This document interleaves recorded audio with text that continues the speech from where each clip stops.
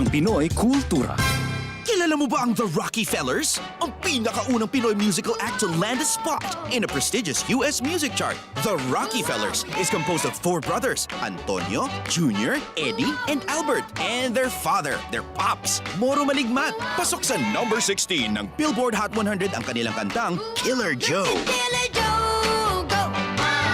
Holding her so tight. That was in 1963. Halos 5 dekada pa ang lilipas for a solo Filipino act to surpass this feat.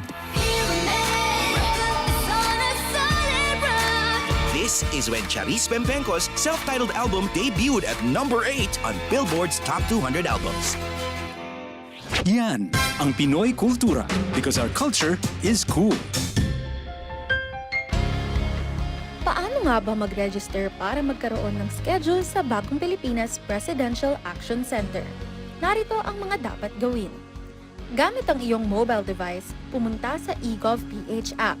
Pwede itong i-download mula sa Apple App Store o sa Google Play Store. Gumawa ng account. Ilagay ang email address, valid mobile number, pagkatapos ay makakatanggap ka ng one-time code sa iyong email. Gamitin ang code sa eGov app para sa verification ng iyong account at ng mga impormasyong ibinigay. Congratulations! Meron ka ng eGovPH app account. Pwede mo na ma-access ang iba't ibang serbisyo ng gobyerno kabilang ang mga serbisyo sa Bagong Pilipinas Presidential Action Center. Ilang dekada nang umaasa sa mano-manong pagtatanim ng palay ang mga magsasakang tulad ni Kata Obinaryo ng Nueva Ecija. Mababa ang kanilang kita dahil sa taas ng production cost, dulot ng pag-aararo gamit ang kalabaw at pagpapatuyo ng palay sa pagbibilad sa kalsada. Dahil dito, sa bawat 100 sako ng palay, 4 ang natatapon lang, kaya lugi ang mga magsasaka. Ito ang problemang gustong lutasin ni Pangulong Ferdinand Marcos Jr. Libo-libo ring makinarya at pasilidad ang ating binuksan at pinamigay para sa mga magsasaka. Last week, dinayo ng Pangulo ang Gimba Nueva Ecija para inspeksyonin ang Rice Processing System o RPS, ang modernong pasilidad para sa pagpapatuyo at paggiling ng palay. Pero para pampabilisan, kailangan ito mechanization ang ginagawa natin. Dagdag pa ni Agriculture Secretary Francisco Tiu Laurel Jr., Pagbibilad ng sakali, maraming losses dyan Tsaka maraming pumapangit yung quality. Better quality means better price. 213 ang ginagawa at ipinamamahagi ngayong rice drying facility sa iba't ibang lalawigan. Ininspeksyon din ng Pangulo ang katabing rice mill. Nandito na yung milling, nandito na yung drying. Lahat ng value added ay nandito, naiiwan sa kooperatiba, naiiwan sa mga magsasaka. Ang modernisasyong ito ang bagong muka ng agrikultura. Yung mga nagsasaka ay nakangiti at ibig sabihin na maayos ang kanilang hanapbuhay. Sila ang nagpapakain sa buong Pilipinas. Kaya alalahanin natin lagi ang kanilang kalagayan. Sa buong bansa, tuloy-tuloy ang trabaho. Isa-isang inaayos ang mga bagay na nagpapagaan sa buhay ng mga Pilipino. Ito ang bagong kwento ng agrikultura, ang pagtatanim ng pagbabago at ang pag-ani ng pag-asa. Ito ang Presidential Broadcast Service. Radyo Pilipinas. Radyo Publiko Ng Bagong Pilipinas para sa Bagong Pilipino. Naghahatid ng mahahalagang balita at impormasyon na guugnay ng pamahalaan sa sambayanan. Tulay sa himpapawid ng serbisyo publiko. Radyo Pilipinas. Radyo Publiko. Ang boses ng Pangulo. Sa Mega Manila, 738. Radyo Pilipinas. Radyo Publiko.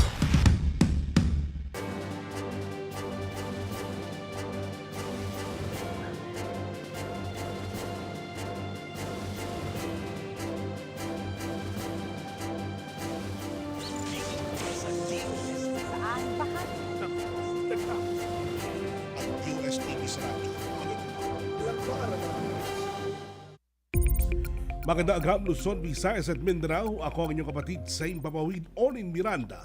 Narito na ang programa maghatid ng mga balita at impormasyon tungkol sa siyensya, teknolohiya at inobasyon. Kokonekta sa bawat Pilipino sa anumang sulok ng mundo. Dala ang mga programa at proyekto ng Department of Science and Technology Sa ngalan ni DOST Secretary Dr. Renato Solidum Jr., ako po si Napoleon Juanillo Jr. at ito ang Radyo Siyensya sa DOST Konektado Ka. Magandang gabi po, Secretary ASEC.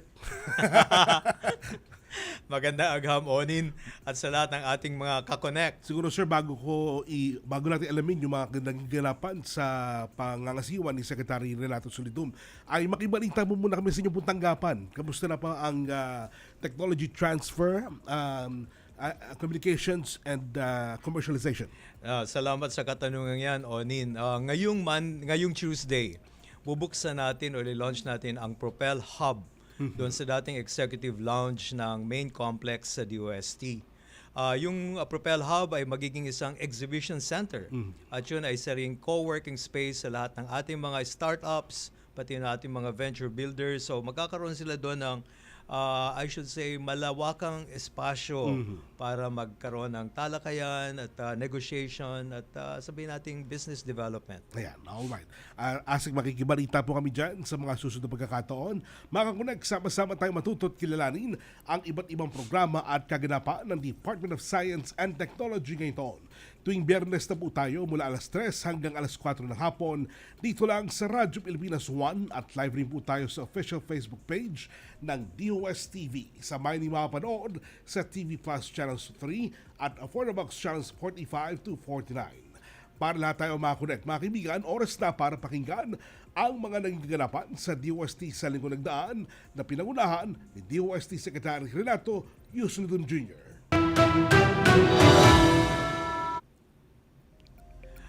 Nitong March 26, 2026, kinilala sa ibang mga researchers at scientists ng ating bansa sa pangunguna ng Department of Science and Technology, National Academy of Science and Technology. Itong nakalipas na linggo po ay nagtungo ang ating kalihim sa Romania upang maging resources speaker patungkol sa disaster preparedness and mitigation. Ibinahagi po niya rito ang ilang best practices ng Pilipinas, partikular na ang mga programa at inisyatibo ng Department of Science and Technology. Siya po ay inimbitahan ng World Bank at pamahalaan ng Romania.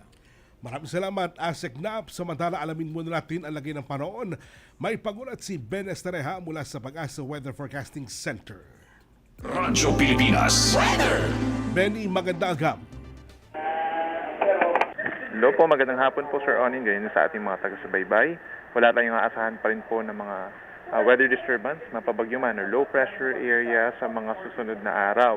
Magpapatuloy pa rin po ang epekto ng easterlies o yung mainit na hangin galing sa Pacific Ocean. Ito yung magdadala po ng generally maaraw naman na panahon.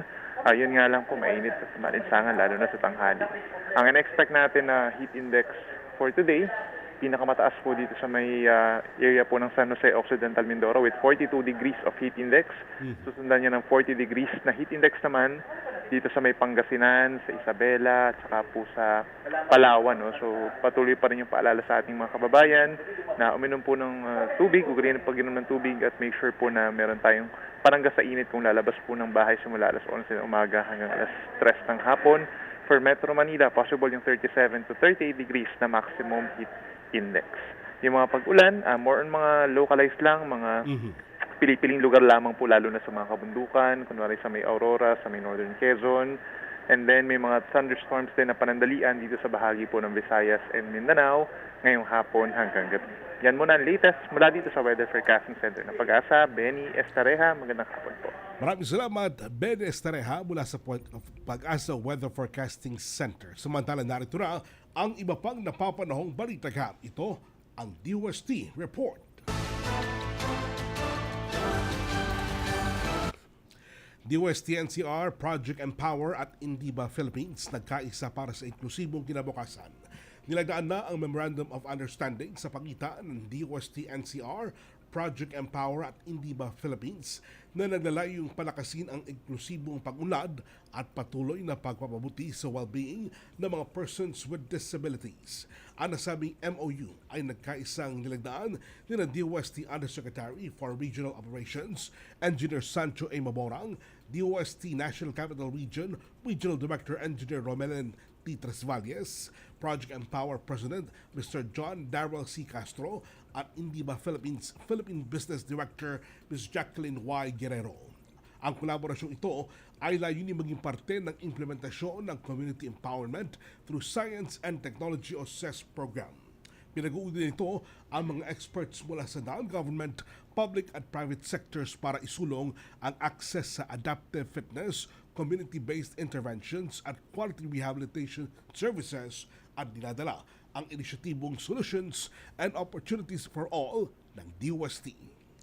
Malawakang selebrasyon para sa mga Pinoy scientists at developers ang ginanap sa 2025 Intellectual Property Awards na pinangunahan ng Department of Science and Technology.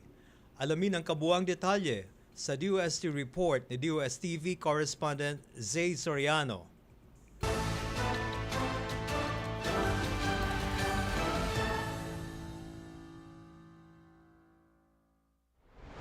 Magandang agham Pilipinas, agham nyo ba na marami ng mga bagong research ang nabuo upang makapagpalakas ng ating ekonomiya sa bansa?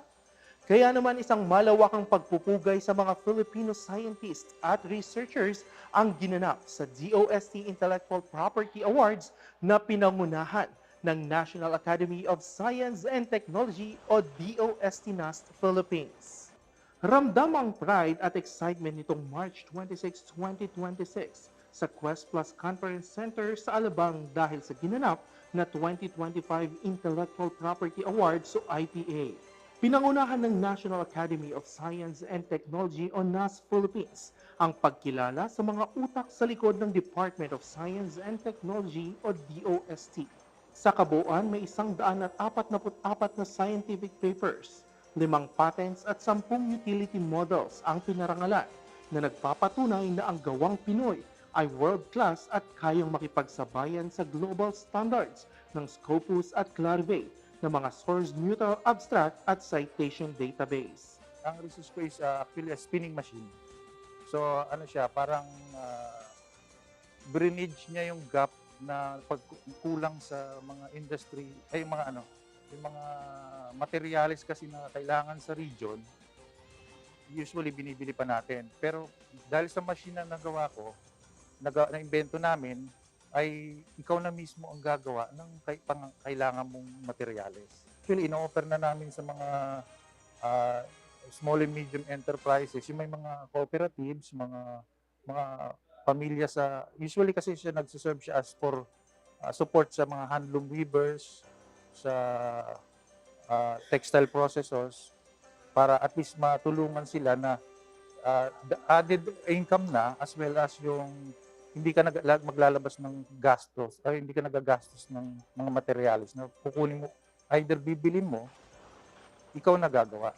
So most sa mga publications po natin ay tumutulong po sa pag-aaral po sa mga pag-develop ng mga bakuna at saka mga antivirals and diagnostics din po laban sa mga pangunahing viruses and bacteria na sumasalanta po sa ating agrikultura at sa ating mga Pilipino. Sa tingin ko po mahalaga na nare-recognize ng Department of Science and Technology ang mga efforts po at mga resources na binibigay po ng ating mga scientists and engineers para mag-develop ng mga bagong technologies and innovations na makakatulong po na para sa mga Pilipino sa iba't ibang mga klaseng problema sa mga Pilipino tulad ng sa enerhiya, agrikultura, health at iba't iba pang mga sektor na mahalaga para sa ating ekonomiya.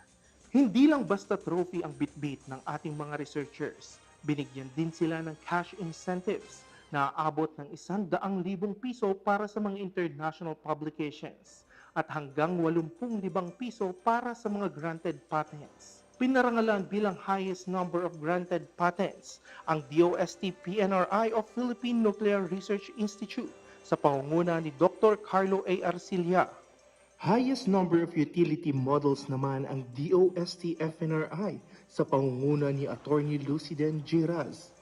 At highest number of international publications naman ang DOST ITDI o Industrial Technology Development Institute sa pangunguna ni Dr. Annabel Briones. Ayon kay Direktor Luningning Samarita Domingo, ang direktor ng DOST-NAS Philippines, ang awarding na ito ay hindi lang tungkol sa pagkilala, kundi sa pagprotekta rin sa intellectual labor ng ating mga scientists at researchers. Ini-encourage nga natin yung ating mga scientists, researchers na mag-produce ng quality research. Hindi lang quantity, kundi quality research. At also, ini-encourage natin sila na magstay sa Pilipinas at makatulong at tumulong sa bansa. So, yun talaga yung purpose na nakikita ko na kahalagahan ng pag-award natin ngayon. Isa pa matagal na nilang hinihintay ito, syempre. Kasi nga, magagamit nila ito sa upgrading nila and at the same time, syempre, may karampatang kasing premyo. So, makakatulong lalo na, di ba? Dahil sa nangyayaring mahal na lahat, mahal ang mga bilihin and everything. Mula sa mga digital tools ng DOST-AST hanggang sa textile innovations ng DOST-PTRI, ipinakita ng mga awardees na ang science ay hindi lang nakakulong sa mga laboratories, kundi may direktang impact sa ating ekonomiya at lipunan. Sa tulong ng mga leaders tulad ni National Scientist Lourdes J. Cruz, mas nabibigyang diin ang kahalagahan ng pagrehistro ng mga imbensyon sa Intellectual Property Office o IPOPHIL. So, napaka-importante nito to encourage our researchers to be productive, to be creative, and to be innovative. Kasi talagang, biro mo na pag na-publish, lalo na pag napapublish ito ngayon, doon sa high impact factor, ang galing, ang taas. Kasi yun namang pag na-publish ka sa high impact factor journal, meron ka pang additional incentive. Kaya parang that encourages researchers to work harder and do better, be more creative and innovative. So, kaya binibigyan din natin ng award yung mga patents, utility models, industrial design, in addition to publications. So, ang ating mga pinag-aaralan sa research, mas mainam kung ito, yung bang gumagawa tayo ng research because of a demand sa pangangailangan ng mga tao. Ito dapat ma-solve na problema. Seka, pag-aralan natin ito. So, pagka yung based on the problems na gusto ng tao, yung mga kagustuhan ng tao, nagiging transdisciplinary ang pag-develop ng project, yung tulong-tulong, iba-ibang disciplines, tsaka nagiging inclusive. So, yun ang dapat kailangan talagang tignan kung ano pangangailangan ng tao para sigurado tayo na magagamit itong mga researches natin. Ang pagkilalang ito ay bahagi ng commitment ng DOST na itaas ang antas ng siyensya at teknolohiya sa bansa para na rin ma-inspire ang ating mga kabataang scientist na mag-innovate pa para sa bayan. Talagang science and technology for the people ang tema ng araw na ito. Patunay at isang paalala na ang bawat research paper at gadget na naimbento ay hakbang tungo sa mas maunlad na bansa. Ako po si Zay Soriano para sa DOST Report.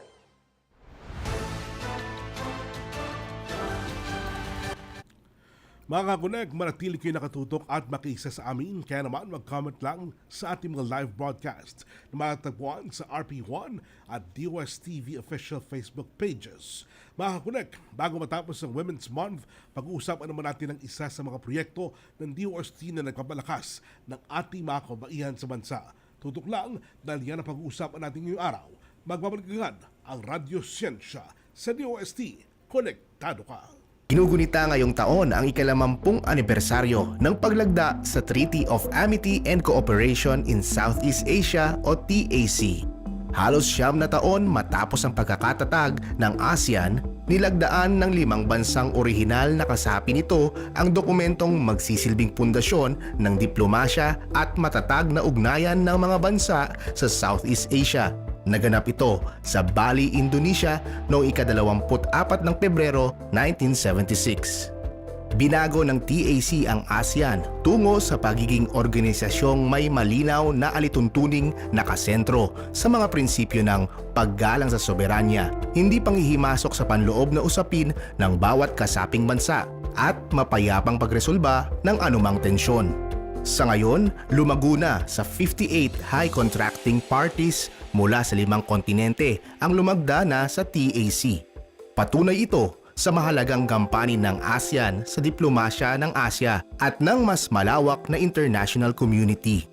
Bilang bahagi ng ASEAN 2026 chairship ng Pilipinas, inilunsad ang isang logo bilang paggunita sa 50th anniversary ng TAC na hango sa pambansang bulaklak natin na Sampaguita.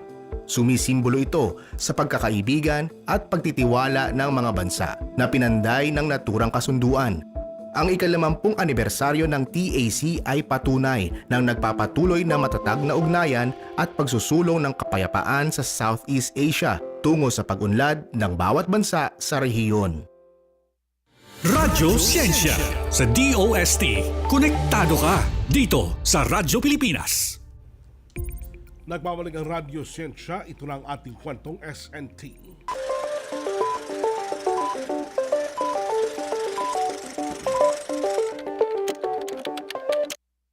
Mga kakunek, agham nyo ba na ngayong National Women's Month, binibigyan pugay natin ang mga kababaihang hindi lang basta nagnenegosyo kundi gumagamit ng siyensya at teknolohiya para itaguyod ang ating komunidad. Tama yan, Onin. Kaya naman ngayong araw, hihimayin natin ang isang napakagandang programa ng DOST, ang WHY, so ang Women Helping Women Innovating Social Enterprise Program. Layunin nitong palakasin ang mga women-led social enterprises sa pamamagitan ng R&D, mentoring at funding. Kaya naman makakasama natin ang ilan sa mga kababaihang katuwang natin sa pagpapalakas ng ating ekonomiya at isarayan ang Chief Executive Officer ng Husay Solutions OPC na si Ms. Leia Katrina D. Rasay. Magandang agham, ma'am. Magandang agham din. Ang ganda ng agham. Magandang agham po. Ms. Leia, para po sa kaalaman ng ating mga tagapakinig, ano po ba itong Husay Solutions OPC?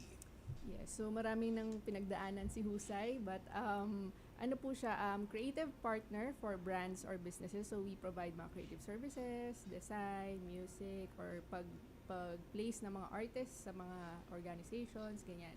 And on the other hand, it's also a managing partner for creatives naman. So karamihan dyan mga freelancers na walang team, walang back office, walang admin support, ganyan. So para kaming, well, essentially talent manager but for a lot of independent creatives. Alright, so magkasama yung science and technology at saka yung husay sa art ng isang individual.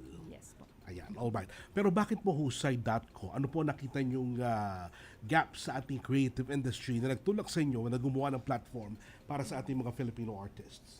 Yes po. So nagsimula siya, well, nung college ako, kailan ba ako gumraduate? 2009, ang tagal na. So I was part of a dance group noon nung college. Oh, so dancer ka. So yung mas masipag pa sa extracurricular. Like laging merong sinasalihan ng mga program, Yes. ganyan, for artists, gano'n. And after we graduated, kanya-kanya na parang ang daming magagaling na mga at that time syempre yung ginagalawan ko na ay mga dancers, ganyan, na hindi na nila pinursue, parang kanya-kanyang career na, ganyan. And parang yung irony lang na laging sinasabi ng mga Filipino ay very talented, Yes. but in reality nasan sila, I mean nandyan naman sila pero they feel na hindi sustainable yung career, ganyan. So yun, dun po nag-start, and actually mas passion project siya dati. So connecting different communities with artists na nagtuturo ng mga kunyari self-confidence through acting, gano'n. Or collaboration through music. So yung pinagsasama po na kumbaga social impact or yung ikabubuti ng society through arts. Parang gano'n. Alright.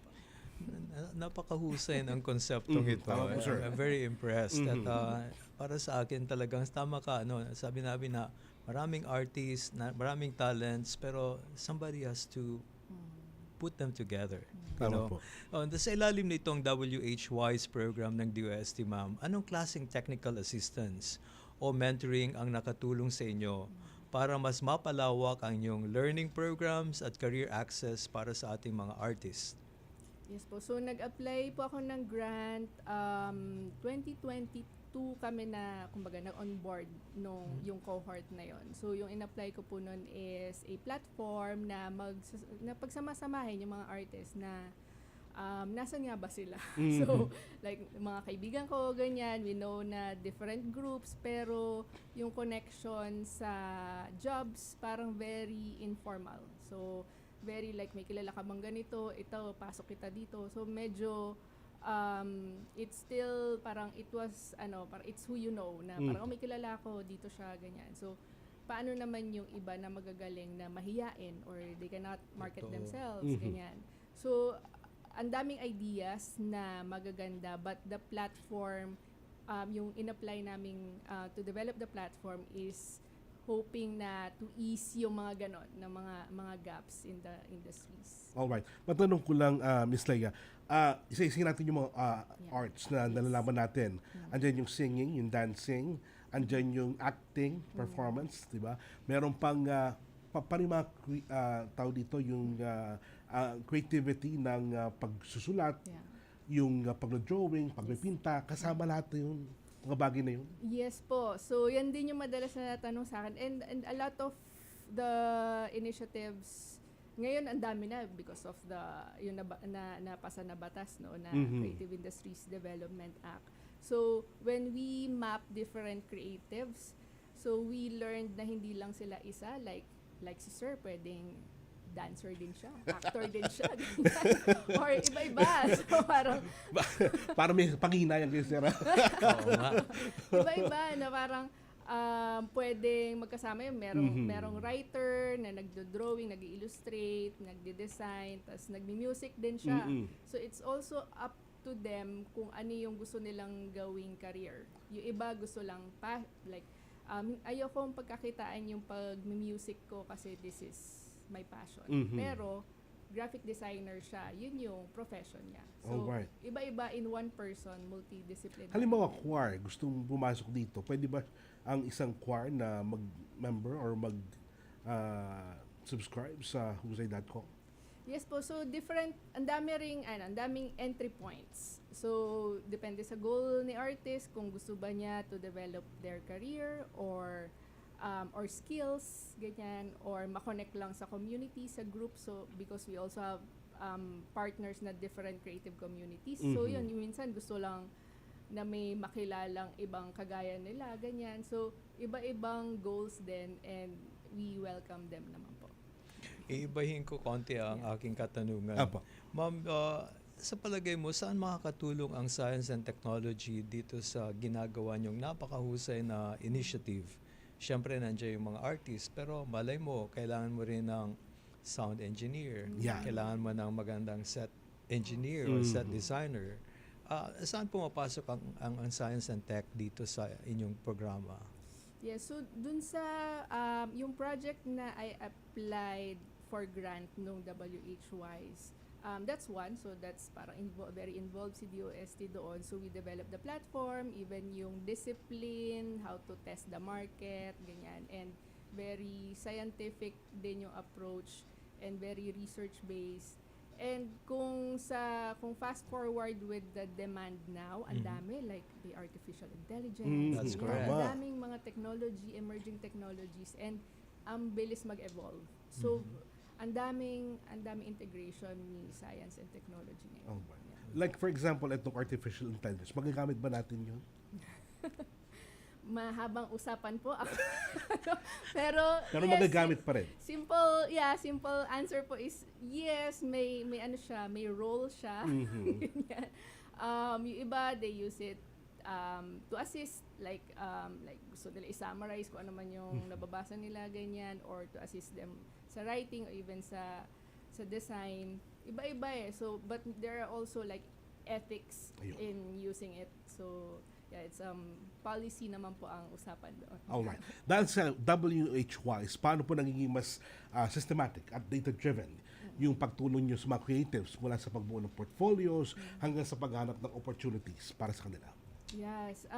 Laging ano dyan is yung data, like yung data gathering, directory, yung nabanggit ko kanina na they're very, bukod sa multidisciplinary, iba-iba rin yung season nila na parang, kunyari designer sila this month, next month, hindi na sila designer. So parang kailangan updated. So sobrang importante nung paggamit ng technology para maka-keep up kami sa nuances ng creatives.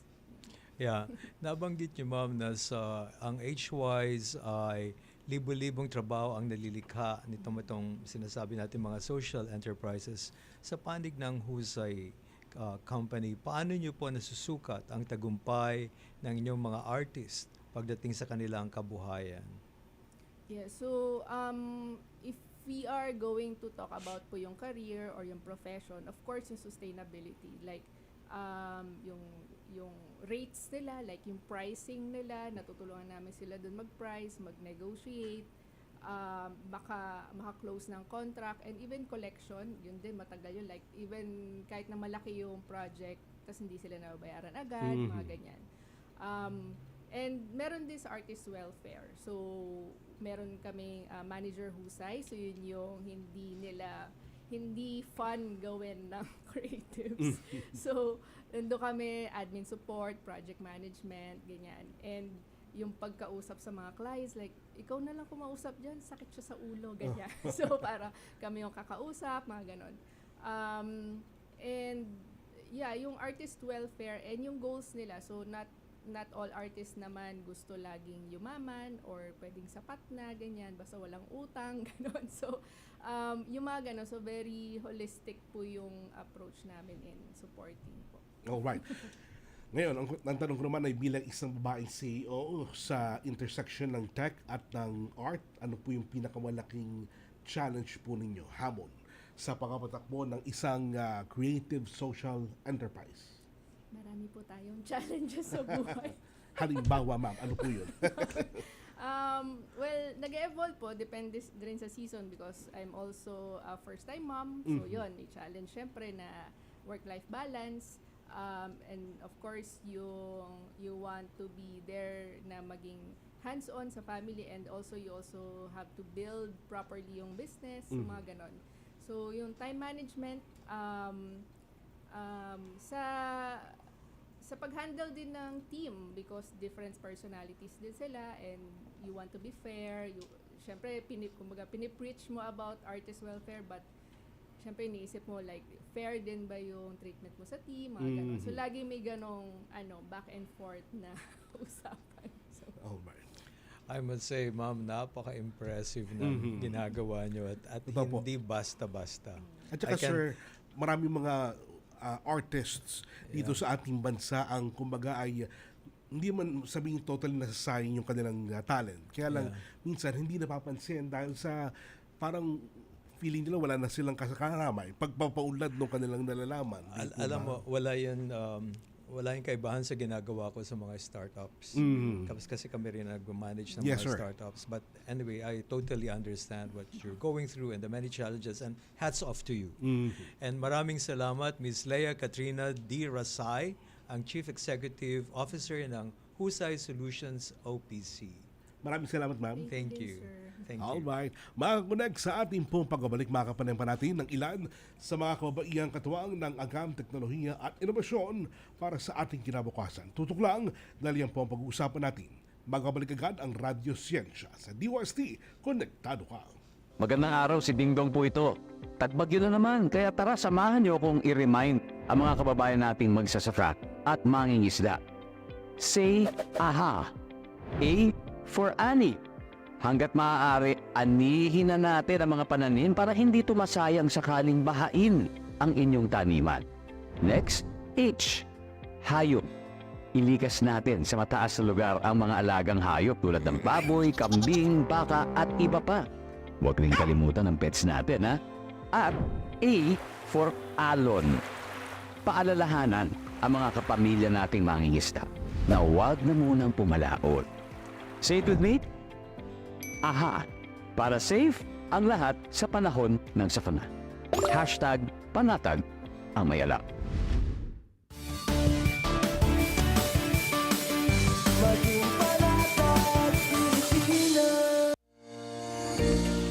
Sa rehiyon ng Timog Silangang Asya, ang mga micro, small and medium enterprises o MSMEs ang tinuturing na makina ng ekonomiya ng bawat bansa. Mahigit kumulang na 70 milyong mga MSMEs ang matatagpuan sa buong Southeast Asia. Ang mga ito ang lumilikha ng 85% ng kabuuang mga trabaho at nag-aambag ng halos 45% sa gross domestic product ng rehiyon. Mula sa mga pwesto sa palengke hanggang sa mga online business, ang mga pagsusumikap at inobasyon ng maliliit na negosyo ang nagpapaandar sa lokal na ekonomiya. Dahil nga dito, patuloy ang pagsisikap ng ASEAN na higit pang mapalakas ang sektor ng MSMEs sa pamamagitan ng paglikha ng mga programang magbubukas ng mas maraming oportunidad para sa paglago ng mga negosyo. Isa sa mga pangunahing hakbang dito ay ang pagsusulong ng digital transformation. Sa katunayan, nagtipon sa Bonifacio Global City kamakailan ang mga eksperto mula sa mga bansang kasapi ng ASEAN upang ipagpatuloy ang pagbabalangkas ng ASEAN Digital Economy Framework Agreement o DEFA sa pangunguna ng Pilipinas bilang chair ng ASEAN 2026 sa ilalim ng administrasyon ni Pangulong Ferdinand Marcos Jr. Layunin ng kasunduang ito na palakasin ang digital trade at ang ugnayan ng mga ekonomiya ng Southeast Asian nations sa gitna ng mga hamon ng nagbabagong mundo. Ayon ito kay DTI Secretary Maria Cristina Roque. Central to this is the ASEAN Digital Economic Framework Agreement or the DEFA. This is arguably our most ambitious undertaking. When completed, this will form the region's most comprehensive framework for digital trade and digital economy, which is actually very important. Kapag naisakatuparan, inaasahang mas mapapadali ang digital transactions sa pagitan ng mga bansa. Kabilang diyan ang cross-border payments at ang paglaban sa online scams at mga banta sa cybersecurity. Malaking tulong ang mga ito para makapasok ang maliliit na negosyo sa mas malaking merkado sa loob ng rehiyon sa tulong ng makabagong teknolohiya at tinatayang aabot sa $2 trilyong ang halaga ng digital economy ng ASEAN pagsapit ng 2030 kapag ganap nang naging epektibo ang DEFA. Patunay ito ng walang humpay na pagsusumikap ng bawat kasapi ng ASEAN na maihatid ang mga mamamayan nito tungo sa maliwanag na kinabukasan at sa mas matatag na Southeast Asia. Radyo Siyensya sa DOST. Konektado ka dito sa Radyo Pilipinas. Nagbabalik ang Radyo Siyensya sa DOST. Konektado ka. Dako naman tayo sa paghabi ng solusyon para sa ating kalikasan. Ang susunod nating panauhin ay isang eco-warrior at innovator at sa tulong ng DOST WH-WISE program. Kaya naman makakasama natin ang Chief Executive Officer ng Everything Green na si Ms. Camille Rose Albarracin. Magandang agham, ma'am. Magandang agham po sa lahat po ng ating tagapakinig. And I'm glad to be here po. Maraming salamat sa pag-invite po sa akin. Truly, welcome to Radyo Siyensya. Ms. Camille, ano po ang nag-push sa inyo para itatag ang Everything Green? At paano po naging misyon ng inyong buhay ang paggawa ng mga eco-friendly solutions para sa ating kapaligiran? Okay po, actually po, ako po ay isang hotelier dati. From the hotel hospitality industry, nakita ko po yung waste that is generated by the hospitality industry. Kaya po, nung nalaman ko po na may ganitong problema, I had to have like a big part of, to come up with a solution. Parang very heavy for me, so that's why I was part of that problem before. Tapos sabi ko, let's simulan kaya natin sa isang simpleng pamamaraan. Kasi po, for instance, ang hotel slippers ay gawa po sa plastic material. So sabi ko, what if magkaroon tayo ng greener na alternative, which is yung Greenelas, the first greener alternative hotel slippers that is made by our Filipinos, mga community partners, and made from agricultural material. Tama yun, ma'am. Kasi una sa lahat, baka hindi po gawa sa Pilipinas din yung mga chinelas na binibenta or libre sa mga hotel, di po ba? Yes po. So that was actually my main advocacy po, na talagang it would defeat the purpose po kung i-import pa po natin. Sabi Tama. natin, dapat magkaroon tayo ng isang slippers na talagang gawa, at kaya nga po siya grinelas. Tama Kasi po. green at saka chinelas. Yan, tama Proudly po yan. made in the Philippines. Tama po, Ayan. ma'am. Grinelas. Grinelas. Grinelas.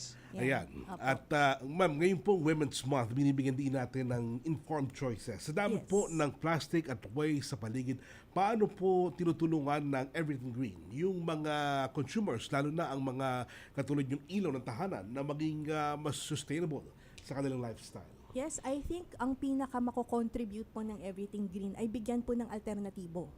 Meron kayong choices na. So aside kung ang isang ina ay ilaw ng tahanan, ay matuturuan din niya at matuturuan din ng kanyang pamilya na pumili by having right choices. For instance po, na greener alternative, even po sa pamamagitan po ng mga lifestyle choices, the eco-lifestyle. So, instead of buying plastic materials, support local po tayo, and also have, for instance po, like sustainable products that are into biocircularity. Sinabi niyo pong biocircularity, yung hindi po one-time disposal lang. Kumbaga, kailangan yung disposal, alam niyo po yung end. No? So, maaari pong magkaroon ng ganito, lalo na yung mga kababaihan, na in terms of the choices, in terms of fashion pieces, in terms of bags, eco-lifestyle products. So, si Grinelas pa ay isang produkto lamang sa napakaraming produkto namin.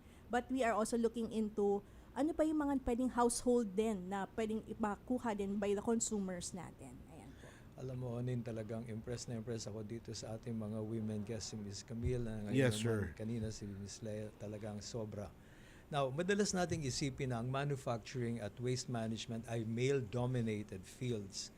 Now, bilang babaeng CEO, paano niyo po ginagamit ang R&D at science para mag-develop ng mga produkto na hindi lang maganda, kundi functional at earth-friendly? Opo, magandang katanungan po yan. Dahil po, as a women-led founder, ang team ko po ay also women in STEM, women in science and technology. In fact, meron din po tayong yung sustainability officer ko po ay also women in STEM. Aking chemical analyst is also a women in STEM. But the thing about manufacturing, it's really male-dominated. But with the project po, together with DOSTP Shared for the Women Helping Women, nakapag-design po kami actually together with NEUST and other academic and other RDIs ng isang machine na friendly din po sa mga women, even for the decorticating machine and the biocomposite machine. So, nagkaroon din po tayo ng needs analysis sa mga community ng mga kababaihan and farmers na paano gamitin mismo yung makina na hindi po sila mahihirapan. So, yun po yung proyekto po na ginawa po namin through the WH-WISE project. So, kaya intended, so we are very, very intentional whenever we produce products, and also in terms of the production itself po, iniintindi po namin yung mga manggagawa, which is are also women. And so, kumbaga, led by women, for the women, and also to be used by the women. Talagang HWY, sir. Totoo. Hindi mo ba, sir? Sa tulong po ng WH-WISE program, anong specific na technology or technical assistance ang nakuha po ninyo mula sa DOST na naging game changer para sa inyong production? Opo, ang pinaka proyekto po namin is optimizing yung coconut coir. Kung familiar po kayo with the coconut coir po, 'di ba? So, how to optimize sa coconut coir pads para po easy yan to collect from the farmers, and then convert it easily po and make it into sustainable pads na hindi na po tayo kailangan din. And even po yung pinaka adhesive po nito or yung pinaka binding agent ay gawa din po sa natural material. So yun po yung pinaka proyekto natin na the WH-WISE will also be focusing on the science behind it para po mas maging efficient and optimized na po yung production process natin. Na angkop din po sa communities ng mga kababaihan po. At the same time, ay mapadali at maging globally competitive na po sana. Yun po yung pinaka-goal po ng pinaka-WH-WISE for the optimizing of the coconut coir pads. Mag-usap po tayo dyan mamaya after the program. Kasi meron kaming programa sa DOST. Ang pangalan ay Philippine Technology Evaluation and Standards for Testing, ang FITEST.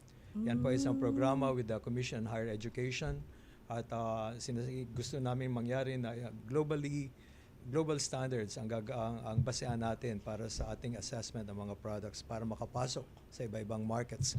Ngayon po, paano nyo po na ma-maximize ang funding at mentoring program ng programa para sa mabatibay yung business model, lalo na ang pag-transform ng agricultural waste or eco-materials? Apo, so as of the moment po, we are already at the last stage of the program. So now we are also looking at technology adopters. Kumbaga, hindi lang po namin tinitingnan yung mismong produkto or yung pag-optimize, but we're also looking to commodify yung produkto po to make sure na hindi lang po tayo sa fashion or sa hotel, but looking into interior design, construction, etc. So this is how we can maximize the program. And also po, we have already partnered with different RDIs and different technology business incubators po.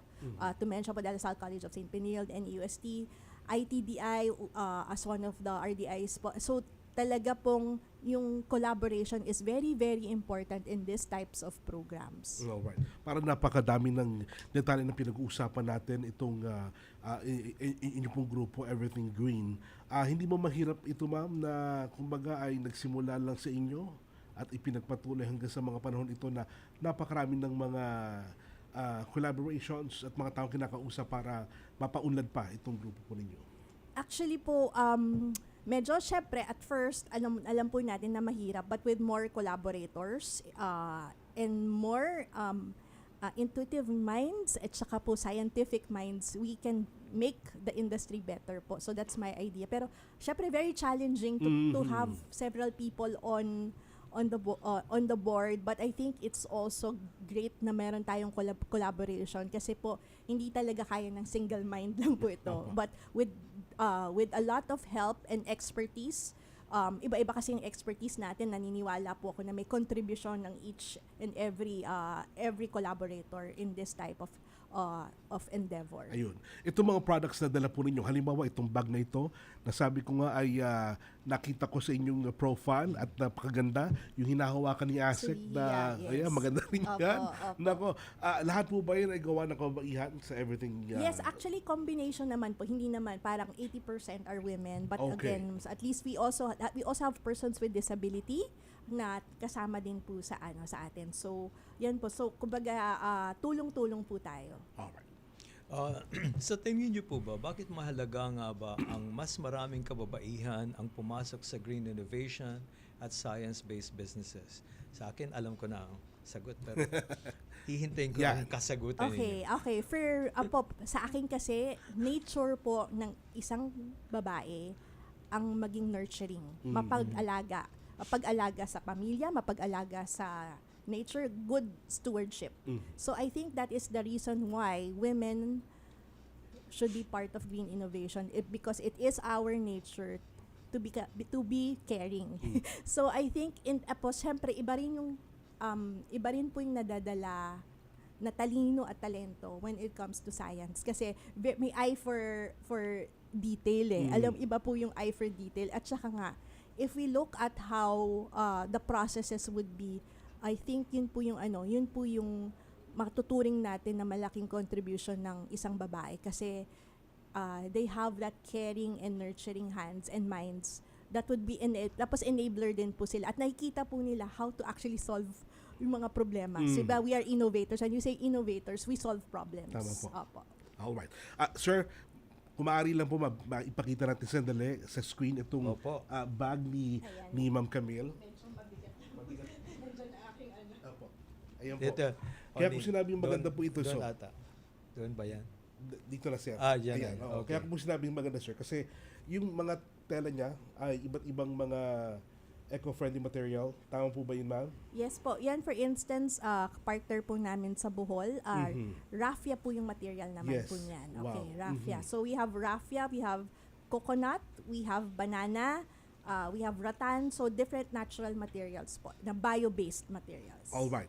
Panghuli po, baka may gusto ko yung sabihin saan natin susunod na makikita ang Everything Green. May mga bago tayong eco innovations na dapat abangan po ng ating mga tagapakinig? Actually po, since we will hopefully through the WH-wise, ito nga pong mga innovation in terms of the coconut coir pads, we will be releasing this also soon, hopefully this year, by mid of this year po, makikita na po natin. And then they can also follow us on our social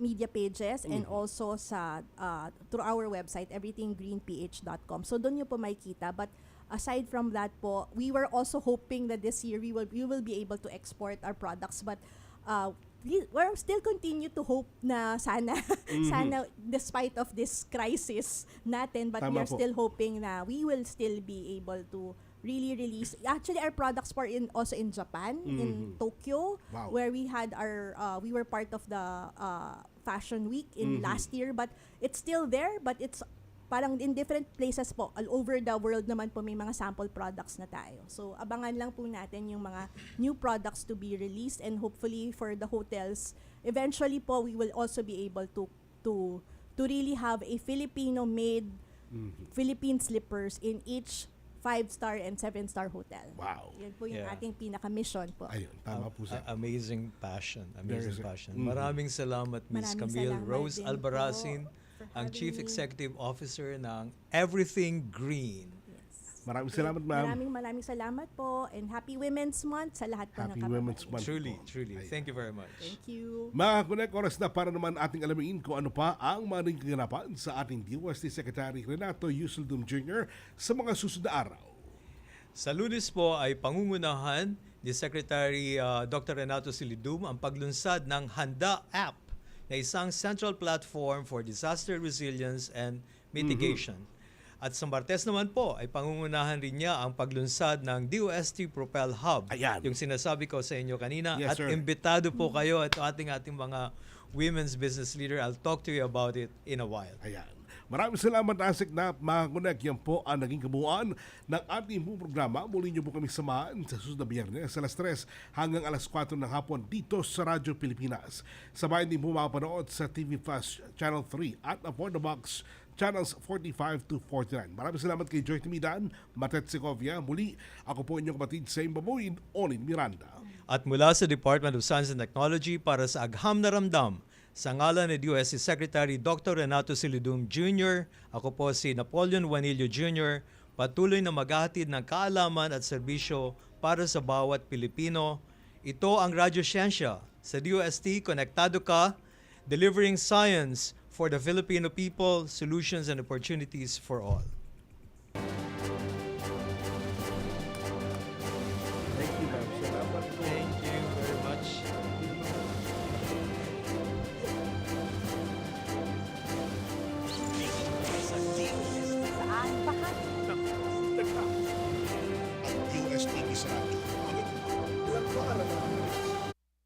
Radyo Pilipinas is on Viber.